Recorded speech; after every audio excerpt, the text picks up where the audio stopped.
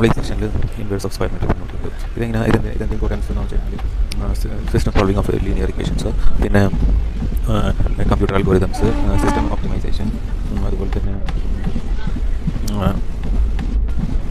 അതുപോലെയുള്ള കാര്യങ്ങൾക്കാണ് inverse of square matrix ഉപയോഗിക്കുന്നത്. അപ്പോൾ ഈ സെക്ഷനിൽ നമ്മൾ കോ ഫാക്ടേഴ്സ് ഡിറ്റർമിനന്റ് ഓഫ് ഈ ഇൻവേഴ്സ് ഓഫ് സ്ക്വയർ മെട്രിക്സ് എങ്ങനെയാണ് എന്ന് നോക്കും. ഈ സൈഡിൽ എക്സ്പ്ലെയിൻ ചെയ്യുന്നതെന്ന് വെച്ച് കഴിഞ്ഞാൽ നമ്മളൊരു എലമെൻ്ററി റോ ഓപ്പറേഷൻസ് വെച്ചിട്ട് നമ്മൾ ഇൻവേഴ്സ് ഓഫ് എ മാട്രിക്സ്, ഒരു മാട്രിക്സിൻ്റെ ഇൻവേഴ്സ് കണ്ടുപിടിക്കാൻ ചെയ്യുന്നത്. അപ്പോൾ നമുക്കിപ്പോൾ എ എന്ന് പറഞ്ഞിട്ടുള്ള 3x3 മാട്രിക്സ് സ്ക്വയർ മാട്രിക്സ് ആണല്ലോ, 3x3 മാട്രിക്സ് കിട്ടിയിട്ടുണ്ട്. ഇത് നമ്മൾ ഓഗ്മെൻറ്റ് ഓഫ് എ ഉള്ളതുമായിട്ട് നമ്മൾ ചേർത്ത് വെച്ചിരിക്കുകയാണ് കാണുന്നത്. എന്നിട്ട് നമുക്ക് നമ്മളൊരു റോ ഓപ്പറേഷൻസ് പെർഫോം ചെയ്യും. അപ്പോൾ റോ ഓപ്പറേഷൻസ് പെർഫോം ചെയ്യുന്നുള്ള രണ്ട് റിസൾട്ടിംഗ് മാട്രിക്സ് ആണ് നമ്മൾ താഴെ കാണുന്നത്. അത് നമ്മുടെ ഉദ്ദേശം എന്താണെന്ന് വെച്ച് കഴിഞ്ഞാൽ, ഇപ്പോൾ ഈ ഓഗ്മെൻറ്റ് മാട്രിക്സിലെ പോലെയല്ല നമുക്ക് കാണുന്നതെന്ന് വെച്ച് കഴിഞ്ഞാൽ ഈ തേർഡ് സെക്കൻഡ് ലാസ്റ്റ് ഫസ്റ്റ് റോയിൽ കണ്ടില്ലേ, ലാസ്റ്റത്തെ 2 ഡിജിറ്റ് 0 ആണ്.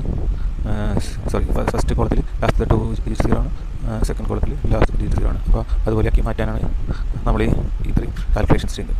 ഇതിൽ നമ്മൾ ഈ സൈഡിൽ നമ്മളൊരു ഇൻവേഴ്സ് ഓഫ് മാട്രിക്സ് കണ്ടുപിടിക്കാനാണ് നോക്കുന്നത്. അത് എലമെൻ്ററി റോ ഓപ്പറേഷൻസ് വെച്ചിട്ട്. ഇതിലിപ്പോൾ നമ്മൾ ശ്രദ്ധിച്ചു കഴിഞ്ഞാൽ ഫസ്റ്റത്തെ രണ്ട് മാട്രിക്സിൽ നോക്കാം. അതിൽ ഫസ്റ്റ് റോയും ഫസ്റ്റ് കോളം സെക്കൻഡ് കോളം നോക്കാം. ഫസ്റ്റ് കോളത്തിൽ ലാസ്റ്റ് 2 ഡിജിറ്റ് 0, സെക്കൻഡ് കോളത്തിൽ ലാസ്റ്റ് ഡിജിറ്റ് 0.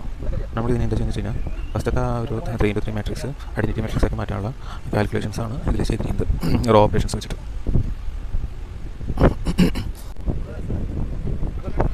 നമ്മൾ ഈ സൈഡിൽ നമ്മൾ ഈ മൈനേഴ്സും കോ ഫാക്ടേഴ്സും സ്ക്വയർ മെട്രിക്സിൻ്റെ കണ്ടുപിടിക്കുന്നതാണ് നമ്മൾ നോക്കുന്നത്.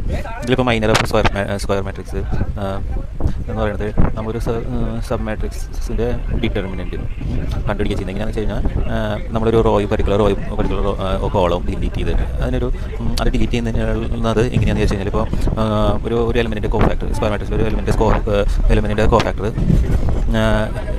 എന്ന് പറയുന്നത് എന്നത് നമ്മളൊരു അത് ഈ എലമെൻസിൻ്റെ 1 - i + j എന്ന് പറയുന്ന ഫോർമുലയിലാണ്. അതിൽ i എന്ന് പറയുന്നത് റോ ഇൻഡെക്സും j എന്ന് പറയുന്നത് കോളം ഇൻഡെക്സ് വരുന്നത്. എന്നിട്ട് അതിൻ്റെ മൈനർ കണ്ടുപിടിക്കണം. അപ്പോൾ ഇതിൽ നമ്മൾ ഒരു എക്സാമ്പിൾ ഇട്ടിട്ടുണ്ട്. എങ്ങനെയാണിത്? ഇപ്പോൾ നമ്മളിപ്പോൾ M1 എന്ന് പറയുന്നില്ല, ഇപ്പോൾ ഒന്നാമത്തെ റോയും ഒന്നാമത്തെ കോളമാണ് സ്ട്രൈക്ക് ചെയ്ത് കളയുന്നത്. എന്നിട്ട് നമുക്ക് 2 സ്ക്വയർ മാട്രിക്സ് കിട്ടും, കാൽക്കുലേറ്റ് ചെയ്യും. അതുപോലെ തന്നെ M32 എന്ന് വെച്ചാൽ തേർഡ് റോ സ്ട്രൈക്ക് ചെയ്യും, സെക്കൻഡ് കോളം സ്ട്രൈക്ക് ചെയ്യും, എന്നിട്ട് 2 മാട്രിക്സ് കിട്ടും. എന്നിട്ട് അതിന് കാൽക്കുലേറ്റ് ചെയ്യും. അങ്ങനെയാണ് നമ്മളിതിൻ്റെ minor of square matrix determinant of square matrix കണ്ടുപിടിക്കുന്നത്. നമ്മൾ ഈ സ്ലൈഡിൽ നമ്മൾ എന്താണെന്ന് വെച്ച് കഴിഞ്ഞാൽ, n×n മാട്രിക്സിൻ്റെ ഡിറ്റർമിനൻറ്റ് കണ്ടുപിടിച്ചിട്ട് അതിൻ്റെ കോ ഫാക്ടർ എക്സ്പാൻഷൻ മനസ്സിലാക്കാൻ വേണ്ടിയിട്ടാണ് ഉള്ള കാര്യങ്ങളാണ് നമ്മൾ ഈ സൈഡിൽ നമ്മൾ നോക്കുന്നത്. അപ്പോൾ നമുക്ക് ഡിറ്റർമിനൻറ്റ് എങ്ങനെ കണ്ടുപിടിക്കാൻ നമുക്കറിയാലോ. നമുക്കൊരു എലമെൻറ്റിൻ്റെ ഡിറ്റർമിനൻറ്റ് കണ്ടുപിടിക്കാൻ അറിയാം. അതിൻ്റെ ആ ഡിറ്റർമിനൻറ്റ് ഉള്ള റോയും കോളും ഒഴിവാക്കിയിട്ട് ബാക്കിയുള്ള ഇപ്പോൾ 3x3 മാട്രിക്സ് ആണെങ്കിൽ ആ ഡിറ്റർമിനൻറ്റ് റോയും കോളും ഒഴിവാക്കിയിട്ട് ബാക്കിയുള്ള 2x2 മാട്രിക്സിൻ്റെ മൈനർ കണ്ടുപിടിച്ചിട്ട് കോഫിഷ്യൻ്റ് എടുക്കുന്നതാണല്ലോ നമുക്കറിയാം. അപ്പോൾ ഇതിലെങ്ങനെയാണെന്ന് വെച്ച് കഴിഞ്ഞാൽ, നമുക്കിപ്പോൾ കോ ഫാക്ടർ എക്സ്പാൻഷൻ എന്ന് വെച്ച് കഴിഞ്ഞാൽ നമ്മളിതിലെങ്ങനെയാണ് കണക്കൂട്ടാന്ന് വെച്ച് കഴിഞ്ഞാൽ, ഇപ്പോൾ നമുക്കിപ്പോൾ ഒരു 3x3 മാട്രിക്സ് ഉണ്ട്. അപ്പോൾ cofactor of expansion define cofactor of expansion എന്ന് വെച്ച് കഴിഞ്ഞാൽ നമ്മൾ അതിന് 3 എന്നുള്ള എലമെൻറ്റ് എടുത്തു. അപ്പോൾ 3 എന്ന് പറഞ്ഞ എലമെൻറ്റിൻ്റെ കോ ഫാക്ടർ എങ്ങനെയാണ് കാണുന്നത്? -4 3 4 -2, അത് കഴിഞ്ഞിട്ട് -1, അത് കഴിഞ്ഞിട്ട് -1 അതിൻ്റെ റോയിങ് കോളർ ബാക്കി -2 3 5 -2, അത് കഴിഞ്ഞ് കഴിഞ്ഞാൽ +0 ഇട്ട് കഴിഞ്ഞാൽ +0 റോയിങ് കോളർ ബാക്കി കഴിഞ്ഞാൽ ഇങ്ങനെ ഉണ്ടാവും -2 -4 5 4 ഇങ്ങനെയാണ്. ഇത് നമ്മൾ കാൽക്കുലേറ്റ് ചെയ്യുമ്പോൾ 3 ബ്രാക്കറ്റിൽ -4 ബ്രാക്കറ്റിൽ 1 × -11 + 0 = -1 എന്നുള്ളതാണ് നമുക്ക് കിട്ടുന്നത്. അപ്പോൾ ഇതാണ് അതിൻ്റെ ഫോർമുലയും ഡെഫിനിഷനും. നമ്മളിപ്പോൾ ഇത് കോ ഫാക്ടർ എക്സ്പാൻഷനാണ് നമ്മൾ നോക്കുന്നത് ഡിറ്റർമിനൻറ്റ് കണ്ടിട്ട്. അതായത് ഒരു n മാട്രിക്സിൻ്റെ ഡിറ്റർമിനൻറ്റ് കണക്കാക്കുന്ന രീതി ആണ് കോ ഫാക്ടർ എക്സ്പാൻഷൻ. മാട്രിക്സിൻ്റെ ഏതെങ്കിലും വലിയ നിരയിലുള്ള ഘടകങ്ങൾ അവരുടെ അനുബന്ധ കോ ഫാക്ടറുകൾ കൊണ്ട് ഗുണിച്ച് അതിൻ്റെ റിസൾട്ട് ഒരുമിച്ച് ചേർത്തുകൊണ്ടിട്ടാണ് നമുക്കിത് പ്രവർത്തിക്കുന്നത്, അല്ലെങ്കിൽ ഇത് മനസ്സിലാക്കുന്നത്. ഇപ്പോൾ നമ്മളിപ്പോൾ മൂലങ്ങളുടെ അനുബന്ധ കോ ഫാക്ടറുകളും, അതായത് വരികളോ നിരകളോ തിരിച്ച് മൾട്ടിപ്ലിക്കേഷൻ അതായത് ഗുണനഫലം സംഗ്രഹിച്ചുകൊണ്ട് നമുക്ക് മാട്രിക്സ് എയുടെ ഡിറ്റർമിനൻ്റ് നമുക്ക് കണ്ടുപിടിക്കാൻ കഴിയും. മറ്റൊരു വലിയ നിരയോ തിരിച്ചുള്ള കോഫാക്ടർ തിരഞ്ഞെടുക്കുകയാണെങ്കിൽ തുക 0 ആയിരിക്കുമെന്നും നമുക്ക് ഇതിൽ നിന്ന് മനസ്സിലാക്കാം. ഇപ്പോൾ ആദ്യം നിരക്കിയപ്പോൾ കോഫാക്ടർ വിപുലീകരണം ഉപയോഗിച്ച് ഒരു 3x3 മാട്രിക്സിൻ്റെ ഡിറ്റർമിനൻ്റ് എങ്ങനെ കണക്കാക്കുന്നതിൻ്റെ ഒരു ഉദാഹരണം ഇവിടെ കൊടുത്തിരിക്കുന്നത്. അപ്പോൾ ആദ്യ നിരയിൽ ആദ്യത്തെ ഘടകത്തെ അതിൻ്റെ അനുബന്ധ കോഫാക്ടർ കൊണ്ട് ഗുണിച്ച് തുകയിലേക്ക് നമ്മൾ അതിൻ്റെ ഉൽപ്പന്നം ചേർക്കുന്നു. ആദ്യ നിരയിലെ രണ്ടാമത്തെ മൂലത്തെ അതിൻ്റെ അനുബന്ധ കോഫാക്ടർ കൊണ്ട് ഗുണിച്ച് തുകയിലേക്ക് അതിൻ്റെ ഉൽപ്പന്നം ചേർക്കുന്നു. ആദ്യ നിരയിൽ ശേഷിക്കുന്ന എല്ലാ ഘടകങ്ങളും 1-2 ഘടകങ്ങൾ ആവർത്തിക്കുന്നു. ഈ ഉൽപ്പന്നങ്ങൾ ആകെ തുകയാണ് മാട്രിക്സിൻ്റെ ഡിറ്റർമിനൻ്റ്. ഇപ്പോൾ സ്ലൈഡിൽ ഇപ്പോൾ ഉദാഹരണത്തിൽ മാട്രിക്സിൻ്റെ ഡിറ്റർമിനൻ്റ് -1 ആണ്. പിന്നെ ഇതിൽ ശ്രദ്ധിക്കേണ്ട കാര്യങ്ങളെന്ന് വെച്ച് കഴിഞ്ഞാൽ വലിയ മാട്രിക്സുകൾ കോഫാക്ടർ വിപുലീകരണം കൂടുതൽ വളരെ എക്സ്പെൻസീവ് ആണ്. വലിയ മാട്രിക്സുകൾക്ക് കൂടുതലും കാര്യക്ഷമമായ ഡിറ്റർമിനൻ്റുകൾ കമ്പ്യൂട്ടിംഗ് ചെയ്യുന്നതിന് മറ്റ് രീതികൾ ഉപയോഗിക്കുന്നുണ്ട്. അപ്പോൾ ഏതെങ്കിലും വലിയ നിരയിൽ ഒരു മാട്രിക്സിൻ്റെ ഡിറ്റർമിനൻ്റ് വികസിപ്പിക്കാൻ കോഫാക്ടർ വിപുലീകരണം നമുക്ക് ഉപയോഗിക്കാം. ഇതാണ് ഈ സ്ലൈഡിലെ കണ്ടന്റ്.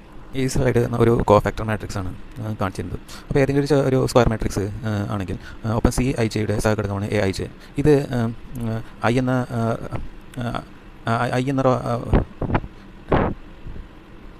I എന്ന വരിയിലെ ഒരു എലമെൻ്റാണ്. മാട്രിക്സ് എയുടെ നിര തുടർന്ന് എല്ലാ കോഫാക്ടറുകളും അടങ്ങുന്ന മാട്രിക്സിനെ എയുടെ കോഫാക്ടറൽ മാട്രിക്സ് എന്ന് വിളിക്കുന്നു.